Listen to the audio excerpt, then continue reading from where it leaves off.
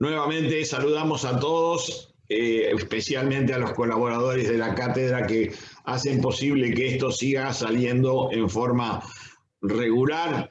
Estamos muy conformes con el dictado de la materia de esta manera, aun cuando siempre teníamos la intención de que esto en algún momento del año iba a poder abrirse, pero lamentablemente, como salen las cosas, estamos todavía con la virtualidad.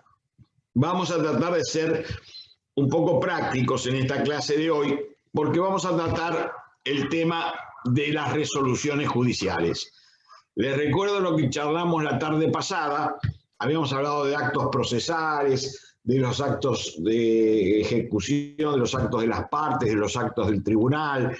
Habíamos hablado de todo tipo de nulidades que podían darse en los actos y de la naturaleza de los actos procesales, y habíamos hablado también del contenido de actos procesales específicos, no de los actos procesales que pudieran ser de naturaleza jurídica civil.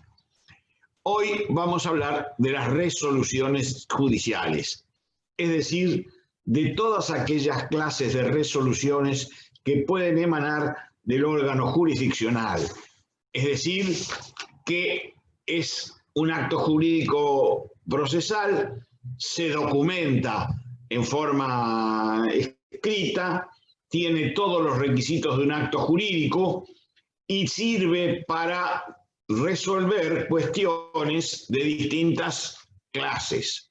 Por eso podemos clasificar las resoluciones judiciales en ordenatorias y decisorias.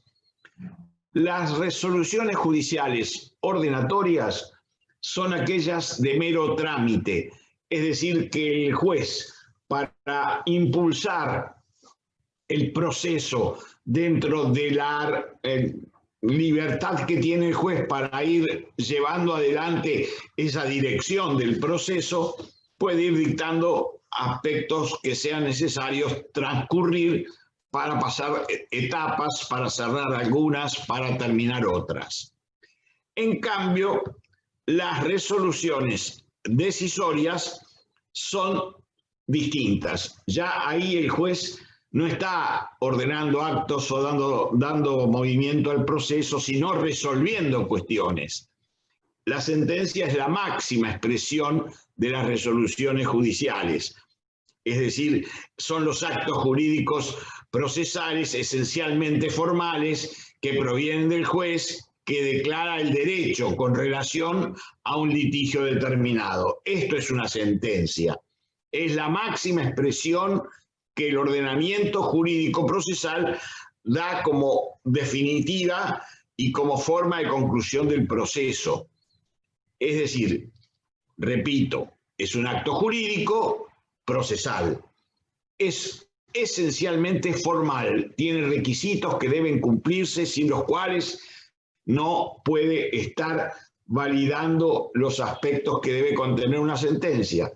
Por ejemplo, la Constitución de la Provincia de Buenos Aires esencialmente requiere que las sentencias estén fundadas, que las sentencias tengan un razonamiento lógico, que las partes hayan planteado los hechos materia de resolución y que sobre estos recaiga la decisión. Un juez no puede resolver cuestiones que no han sido las que han susceptibles en el propio proceso de realización.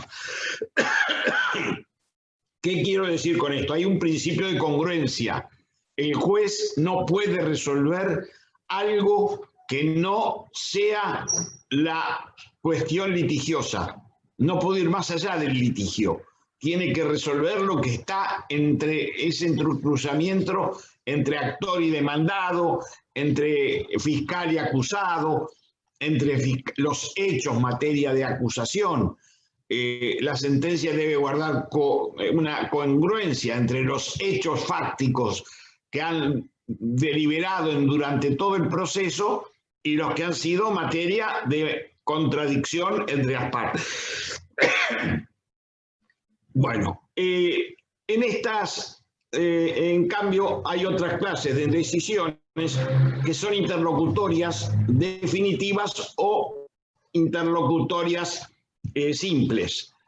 Son en general aquellas que vamos a ver durante todo el transcurso del proceso, que el juez puede ir resolviendo cuestiones, ya sea en forma definitiva y otras en forma provisoria. Reciben el nombre de interlocutorias porque se dan sin poner una definitiva resolución del caso, salvo que sean las resoluciones interlocutorias definitivas. Ejemplo, para que lo tengan claro, el juez que ordena, dicta el sobreseimiento. Es una sentencia interlocutoria definitiva. Allí el juez se ha expedido que el hecho no constituye delito, o que el autor no lo cometió, o que el autor es inimputable, o que existió alguna de las circunstancias contenidas en el artículo 34 del Código Penal, o que las invocaciones probatorias que hayan traído al proceso no sean suficientes como para continuar el trámite en la etapa anterior. Esto entonces es una resolución decisoria, es interlocutoria y tiene los efectos equiparables a una sentencia definitiva. Es decir, cuando la resolución es interlocutoria definitiva, hace cosa juzgada. Ya me voy a referir en las próximas clases a lo que es la cosa juzgada y la materialidad de esa cosa juzgada. Y también hay otros incidentes que, quiero aclararles, las definitivas, las interlocutorias definitivas tienen que estar fundadas y tienen que estar invocando una norma específica del Código del Código Procesal. Es decir, tienen que decir cuáles son las bases legales por las cuales se dicta este auto interlocutorio. Y en cambio hay otras incidentales de muy poca relevancia que están en un tratamiento colateral a la línea del proceso. Yo siempre digo que el proceso tiene una línea base, que es donde está la investigación penal preparatoria, la clausura de esta investigación, la elevación a juicio, el debate en la etapa intermedia y, en definitiva, el juicio, la sentencia y la ejecución. Pero en estas otras de incidencias se tratan de actos que se van desarrollando en el proceso por razones de medidas cautelares. Por ejemplo, cuando una de las partes solicita una excarcelación, o cuando una de las partes resuelve cuestiones relativas a garantías reales o cuestiones de distinta naturaleza que se van dando. Son incidentes que se van produciendo, pero que no tienen ni siquiera, no adquieren ni siquiera características de cosa juzgada. En cambio, ya aquí cuando hablamos de las sentencias, hablamos de una autoridad que va a tener esa decisión, porque como acto es aquel que va a emanar únicamente de los órganos de la jurisdicción. Es decir, es un acto propio de la jurisdicción y se decide la causa o los puntos sometidos a su conocimiento. Es decir, existe un aspecto documental, la sentencia está hecha por escrito, emana del tribunal, si es de composición plural o unipersonal, y resuelve todas las cuestiones y decide todas las cuestiones planteadas. Les repito a ustedes el principio general que nos habla de la congruencia de todo esto, porque los hechos siempre tienen que ser la sentencia resuelta en base a los hechos materia de la contradicción, de lo que se llama de esa relación jurídica, no otros hechos. Si es necesario, deberá ampliarse alguno de esos hechos y a darse el traslado respecto de la defensa para que se pueda ampliar eventualmente la acusación, pero cuando tengan correlación con los hechos principales. Esto está previsto en el código.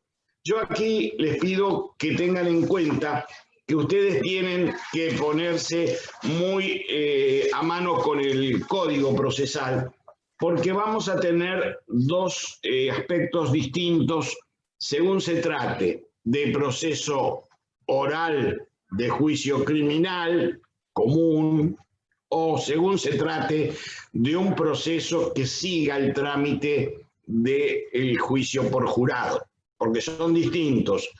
Y los dos tienen formalidades que deben observarse, porque son necesarias en ambos cumplir ciertos principios.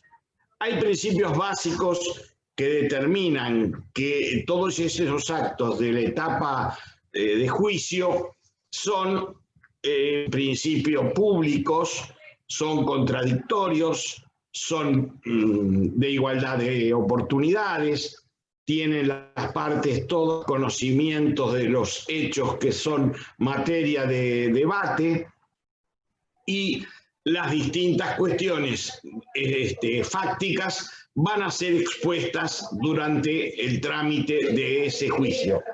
Es decir, que el juicio se celebra en una audiencia que necesariamente una o varias audiencias consecutivas son públicas. Cualquier ciudadano puede ocurrir a esas audiencias, salvo que el tribunal excepcionalmente las haya hecho privadas, como ya les he dicho en otras oportunidades, y haya limitado el acceso a las partes y no permita la asistencia del público.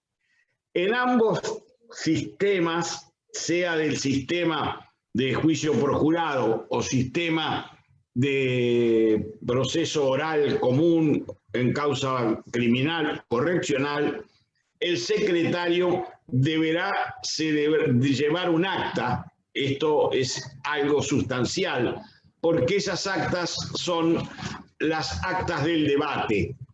No son demasiado requisitos, pero sí es importante que se observe. Por ejemplo, el artículo 369 tiene 8 incisos en los que mencionan cada una de las cuestiones que yo les estoy explicando. No las quiero repetir para no ponerlos a ustedes en una fatiga. Basta que lo lean al 369 y van a ver que el secretario, el prosecretario o el auxiliar letrado que asista al debate en un tribunal, ya sea oral o de juicio por jurado, va a llevar una constancia escrita donde va a tener que llevar adelante las 8 requisitos básicos, es decir, los nombres de del día, lugar y fecha de la audiencia, los nombres y apellidos de los jueces, fiscales, todas las partes que intervienen, el nombre y apellido de los testigos, peritos, con los juramentos que han prestado, las instancias y las conclusiones del Ministerio Fiscal y de la Defensa, y otras menciones que la ley determine o que el presidente ordene hacer. Por ejemplo, las partes pueden en algún momento de la audiencia decir: señor presidente o señor juez, solicito que se deje constancia en actas que el testigo ha dicho que nunca vio al imputado o que lo vio antes. Es decir, son cuestiones que van a permitir una sustancial posibilidad de una eventual recurso ulterior. ¿Se acuerdan lo que dijimos por el artículo de la Convención Interamericana de la posibilidad de doble conforme en el juicio? Y si es necesario que ese doble conforme pueda darse en el Tribunal Superior, es necesario que eso quede constancia en acta. O como que el testigo que dijo que estuvo en un acto de procedimiento dice: no, yo no estuve. Ah, no, esto es importante porque documentalmente dice que estuvo y personalmente acaba de señalar lo que no estuvo. Hay siempre en esos juicios muchas cuestiones que pueden ser cuestiones planteadas. A veces existen también algunas respuestas que con el tiempo transcurrido entre la investigación penal preparatoria y el día de la fecha de los debates, el testigo no tenga ningún acuerdo porque no recuerda caras, personas o circunstancias detalladas de un hecho. Pero naturalmente todo eso va a ser materia de valoración. Recuerden ustedes, cuando vimos los aspectos de prueba, hicimos hincapié en los principios generales de la prueba, y toda prueba tiene necesariamente que consagrar también el principio de las preguntas, las repreguntas, incluso las distintas intervenciones que puedan darse durante la audiencia, como careos entre testigos, a ver si se puede llegar a un acuerdo de lo que pudieron haber visto unos testigos u otros, o que el testigo dé razón de sus dichos. Esto es fundamental para que el valor de ese testimonio o ese perito o ese peritaje tenga más fuerza probatoria que otros. Y así entonces en esta acta van a constar cosas esenciales. Hay otras que obviamente son irrelevantes y puede el tribunal rechazar la constancia en actas, o en caso de ello va a ser constancia de lo que haya pasado y cómo ha sido el hecho en las conclusiones del fiscal. Esto merece entonces una connotación básica en esa audiencia que les vuelvo a repetir en ambos casos: juicio por jurado, juicio técnico, juicio de jueces unipersonales o tribunales colegiados. Son juicios donde existe la oralidad, la contradicción, la concentración, la publicidad y lo que se llama el examen visual o la identidad física de los sujetos que participan. Por ejemplo, si estamos en un juicio oral de tribunal colegiado, ningún juez puede levantarse y volver. Es decir, tiene que haber una continuidad de la presencia, no puede hacerse un hecho que después el juez no lo haya visto. Y ustedes me preguntarán, ¿y qué pasa si se enferma un juez? Bueno, se puede suspender la audiencia hasta un máximo de 10 días. Y alguna vez alguien me preguntó, ¿y qué pasa si se muere un juez durante el juicio? Y bueno, habrá que hacer otro. Ese no podrá validarse con las etapas ya que han sido producidas. Habrá que reproducirlas nuevamente. Y lo mismo en un juicio por jurados, que ocurra alguna cuestión que al jurado lo inhabilite para seguir participando. Imaginemos en esta pandemia los jurados, que haya un contagio entre los jurados y bueno, allí habrá que volver atrás todo lo que se ha dado en desarrollo, porque los jurados tienen que ser todos los que participan o los suplentes, pero tienen que estar todos presentes en la realización de la actividad probatoria. Es muy importante que todo esto se cumpla rigurosamente. Otra cosa que debo señalarles es que luego del debate, de las conclusiones de estos juicios, aparece lo que se llama el veredicto. El veredicto, y en el sistema juradístico aparece la reunión de los jurados a decidir las distintas hipótesis que se han planteado y que se han sido esclarecidas por el juez para tener en cuenta. El veredicto es un hecho trascendente y se deberá plantear por parte del tribunal las cuestiones básicas que marca el artículo 371, que son por lo pronto 5, las básicas, que es la existencia del hecho y la demostración. Si el hecho no se demuestra o no existió, se terminó todo, no puede seguirse adelante. En segundo lugar, de ser positiva esta respuesta, viene la participación de los sujetos procesados, los que están en el juicio, los acusados, y qué participación han tenido. Ustedes saben que el Código Penal trae distintas clases de participación, la participación primaria, la participación secundaria, qué tipo de participación hubo, qué grado de responsabilidad tienen qué tipo de responsabilidad, qué tipo de reproche penal. Hay muchos reproches penales que se pueden dar. Puede ser autor, pero no ser responsable por haber actuado con una visco impulsiva, con alguna otra forma que el Código Penal autoriza a declarar causales de legítima defensa, causales de fuerzas mayor o lo que fuere, causales de justificación, causales de inimputabilidad. Allí, llegados a ese extremo, el veredicto se determina. Y ahora, si sigue todo esto con resultados positivos, se pasará al tratamiento de si hay eximentes o agravantes calificativos. Cuidado con esto.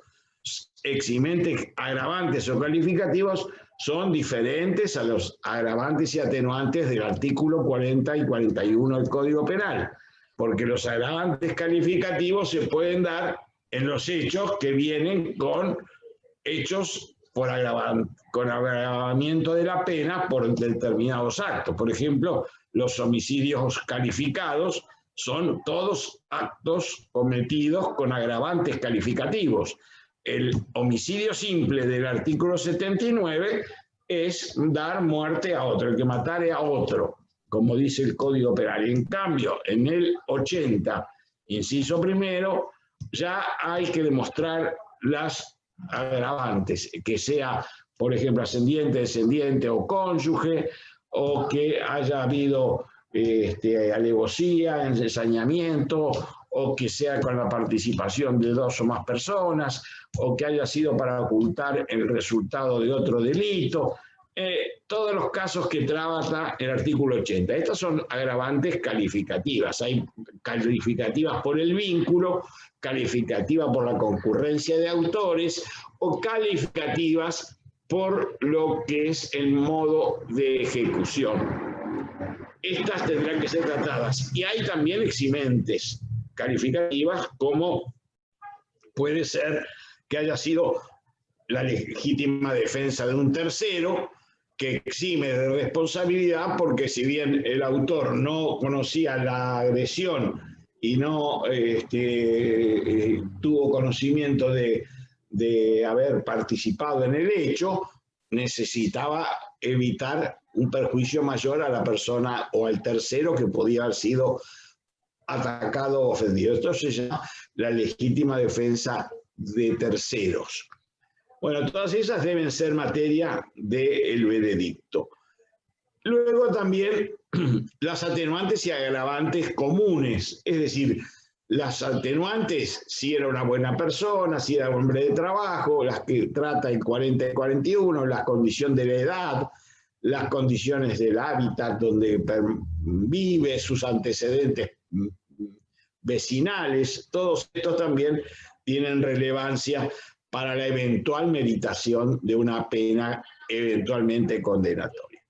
Cuando todo se resuelve ya positivamente, entonces allí el veredicto obviamente va a resultar condenatorio y entonces esto pasa a una etapa posterior que es la sentencia. La sentencia no es igual al veredicto. Veredicto es la conclusión sobre los hechos. La sentencia es un principio jurídico más puramente intelectual, donde el juez hace la calificación legal de los hechos, es decir, concluye con cuáles son los hechos que va a resolver y calificar, y finalmente la pena a imponer.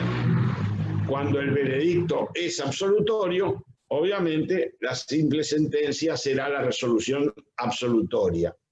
No se olviden ustedes que el fiscal en algún momento en el juicio oral puede pedir la absolución y no continuar con el proceso por haberse demostrado en el mismo que el imputado o los imputados o todos los partícipes del hecho no han tenido la demostración suficiente como para pedir un requerimiento acusatorio.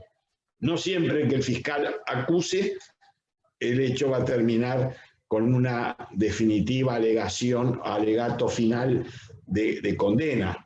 Puede ser que el razonamiento fiscal lo lleve a meditar otras circunstancias y luego puede suceder que el propio fiscal desista, como ha pasado en muchos juicios, de la continuidad del juicio porque ya no merece con el esclarecimiento producido en la audiencia. Es muy importante la audiencia, es muy importante la prueba, hay que estar muy atentos en las audiencias orales, porque allí es donde se debate las cuestiones que naturalmente en materia penal o en materia civil o en materia laboral es donde se ventila la oralidad al máximo. No se olviden que en la provincia de Buenos Aires el juicio laboral es un juicio oral.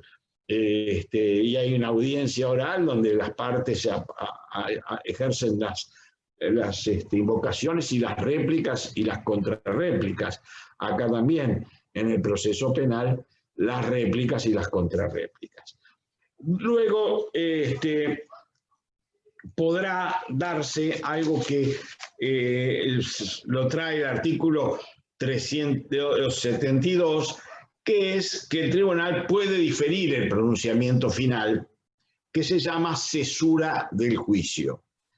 Este nombre, cesura del juicio, es una vieja denominación procesal que se da para poder diferir el pronunciamiento de la sanción a imponer para que nuevamente se ventile las distintas cuestiones que pueden estar siendo materia de contradicción. Por ejemplo, la reparación, la indemnización, las distintas medidas de seguridad que puedan aplicarse, la restitución de bienes, todo eso puede estar diferido.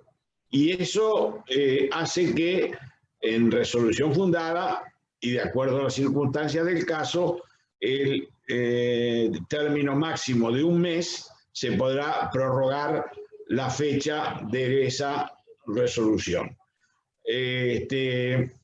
Todo lo que puede ser materia de la audiencia de cesura será obligatoria y con intervención del juez que presidió el debate, así que allí interviene el mismo juez que estuvo en el debate. Párrafo aparte merece el procedimiento de juicio por jurados, porque el artículo 375 bis, más allá de la lectura que ustedes tienen que darle a lo que es la sentencia en el juicio por jurado, que es una sentencia que está basada en la calificación del hecho y al pronunciamiento que corresponda dictar, la audiencia deberá ajustarse a normas previstas, como igual en las que dijimos recién del jurado y con la transcripción de las instrucciones dadas al jurado para aplicar en el caso. Y esto dio lugar a un fallo que hoy me acercaron, el doctor Larrea me acercó un fallo interesante del Tribunal de Casación. Es un fallo muy extenso, pero lo vamos a señalar en la parte medulosa. El Tribunal de Casación, la Sala Primera, en la causa Álvarez Lucas y Telechea Ayelén, resolvió un recurso de casación y esencialmente se planteaba por la defensa que el tribunal, el juez o el juez de juicio no había recomendado al jurado sobre los elementos del delito imprudente o del delito doloso. Se trató de un homicidio de un hijo de la madre y del concubino de la madre. Y sucedió en estos medios tan particulares de la ignorancia y de la condición social de extrema pobreza, que un chico sintió como un ahogo y que los actos de reanimación fueron extremadamente violentos.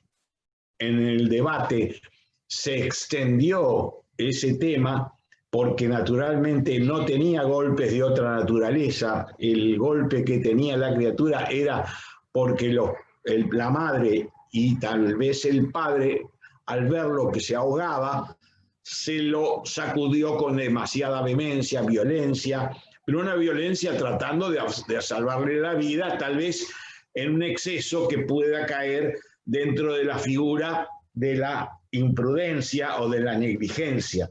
El hecho que el niño falleció, el bebé falleció al poco tiempo, y los médicos testimoniaron, y los médicos que hicieron la pericia, de que sí había habido un sacudimiento demasiado extremado para la vuelta a la reanimación del niño, que estaba prácticamente en una forma casi final.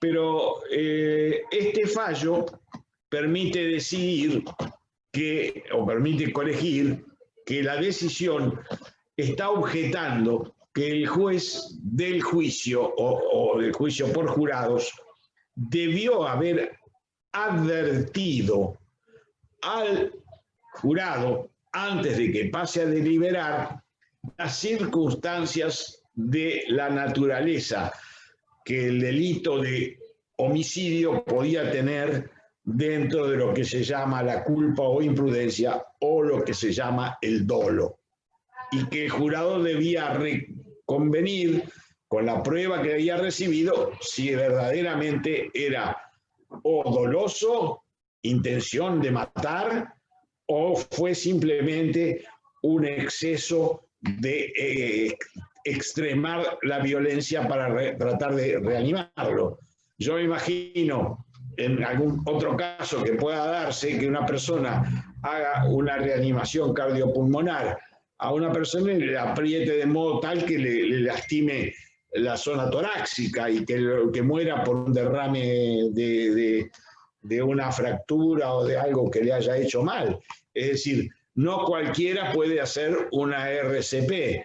Es decir, no cualquier persona, hay que estar capacitada, pero si alguien se arriesga a hacerlo, por ahí es imprudente en ponerse a realizar un acto que no conoce y que puede causar la muerte y impide que a esta persona lo atienda alguien con mayor conocimiento. En todos los planteos entre la muerte de una persona y la demostración del dolo o de la culpa, tiene un cuadro de diferencias muy grandes, porque acá le habían puesto a la madre la perpetua porque no cabía otra circunstancia, y al concubino le aplicaron una pena de 14 o 15 años de prisión. Todo pensado porque para la madre no hay otra forma de calificar un homicidio doloso al hijo. Pero afortunadamente la casación entró a tratar algo que siempre se había dicho que no correspondía que tratara el tribunal, cuestiones de naturaleza valorativas del jurado. Pero sí entró por una vía que es indirecta. Dijo, si bien el jurado dijo culpable, no sabía que en esa culpabilidad podía haber considerado la naturaleza del hecho de la culpa o imprudencia. Repito, para que tomen nota, es un fallo extenso está dictado en la causa de Álvarez Lucas y Telechea Ayelén, recurso de casación, Sala Primera del Tribunal de Casación de la provincia de Buenos Aires. Seguramente ustedes a los colaboradores nuestros en las distintas charlas que tengan, los interroguen un poco de este veredicto y de esta sentencia, porque en definitiva el Tribunal de Casación anuló la sentencia, anuló el veredicto, o sea, anuló lo resuelto por los jurados y anuló la sentencia y remitió los autos de nuevo al Tribunal de Origen para que celebre un nuevo juicio, y recomendó que cuando se resuelva hacer un nuevo juicio se tenga en consideración y se ponga de relieve la especial circunstancia que acabo de señalar.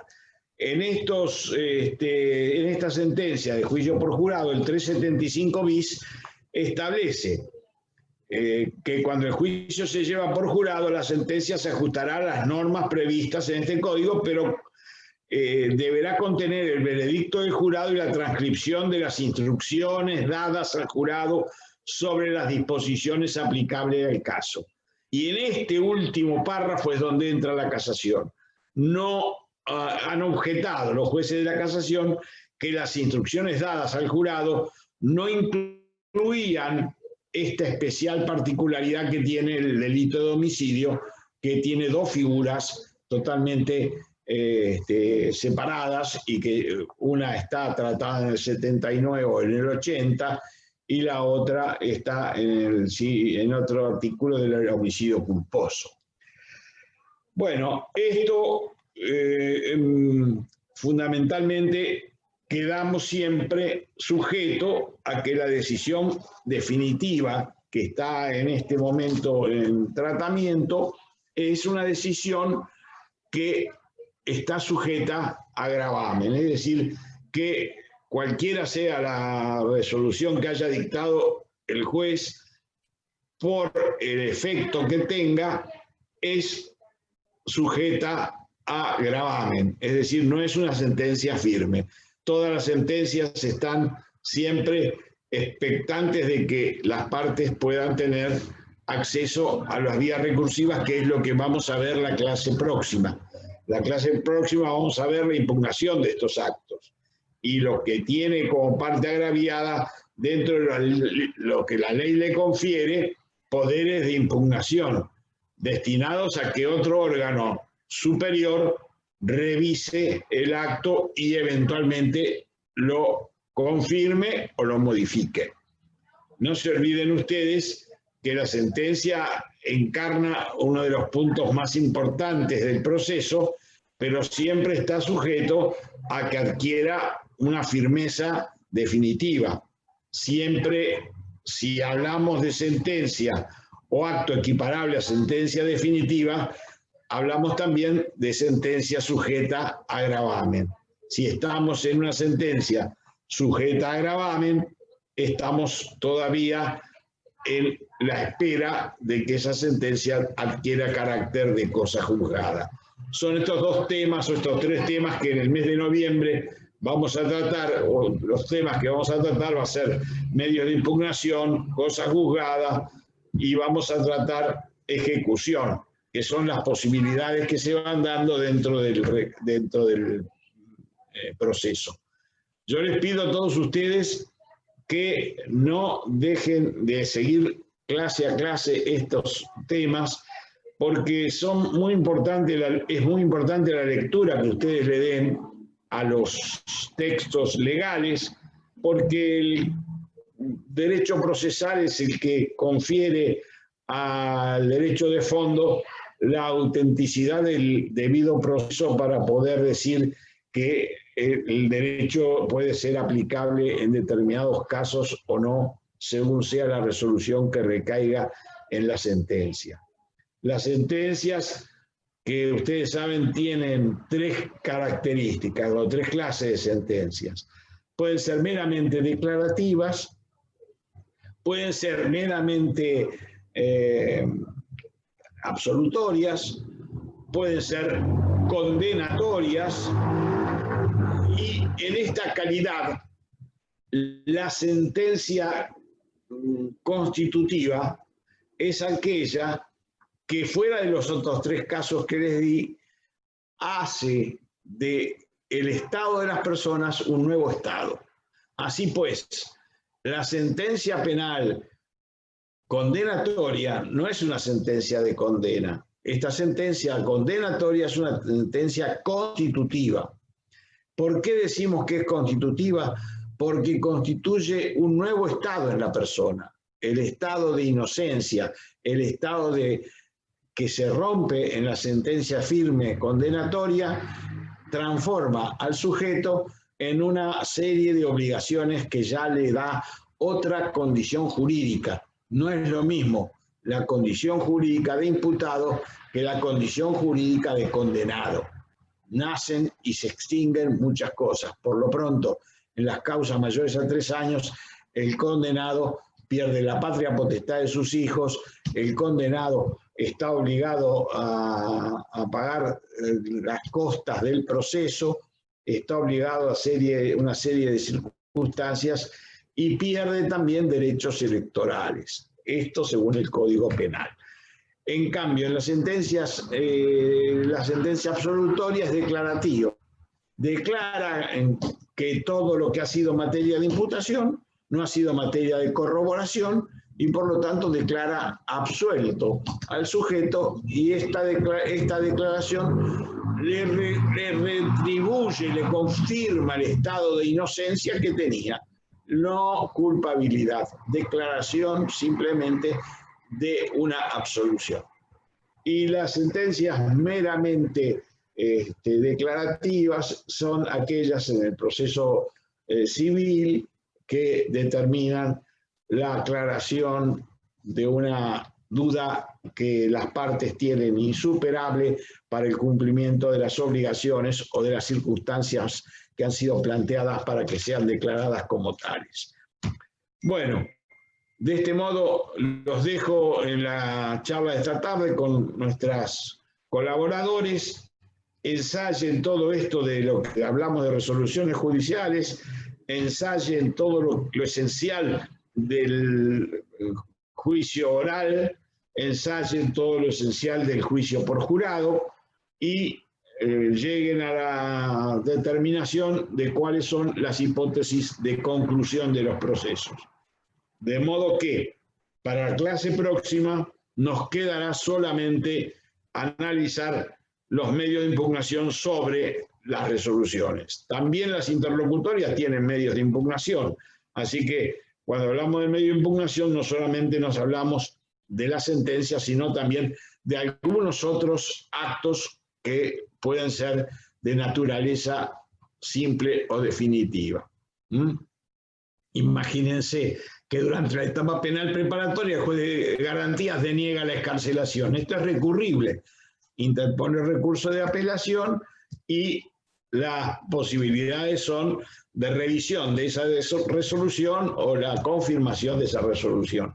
Y así nos vamos desarrollando durante el proceso, y por eso que decimos que muchas veces en el transcurso del proceso hay actos de naturaleza incidental, porque no son resoluciones definitivas, sino que inciden nada más en el proceso. Bueno, que tengan buenas tardes. No los quiero abrumar con más cosas para no confundirlos, pero sí repito la recomendación que les hago siempre. Sigan leyendo el texto del código, los artículos que hemos citado y la jurisprudencia que hemos dado para que vean, aunque sea en una lectura más rápida. Uno tiene como proyecto de abogado saber leer rápido resoluciones, qué es lo más importante y cuáles son las conclusiones más importantes para captar la esencia. Después, si uno quiere pormenorizar en una investigación, podrá acudir a la lectura pormenorizada del fallo, pero los fallos a veces se pueden direccionar y analizar casi en forma rápida. El fallo tiene 77 fojas, pero naturalmente no les pido que recuerden las 77 fojas, sino que recuerden que hay un fallo que anula una sentencia y un veredicto de un jurado cuando este veredicto no tuvo en cuenta lo que se llama las instrucciones del juez y esto no quedó asentado en el acta del proceso. Lo mismo pasaría si en el juicio oral el abogado, en el juicio oral de la causa criminal, el abogado plantea una cuestión esencial a decidir, por más que yo les haya leído las 5 incisos que tiene el código para plantear el juicio por jurados, criminal o correccional, haya planteado algo la defensa que es un punto esencial. El no tratamiento da lugar al recurso extraordinario de nulidad por omisión de tratamiento de cuestiones esenciales que están previstas en la Constitución de la provincia de Buenos Aires. Bueno, hasta aquí hemos llegado y los espero en la próxima clase.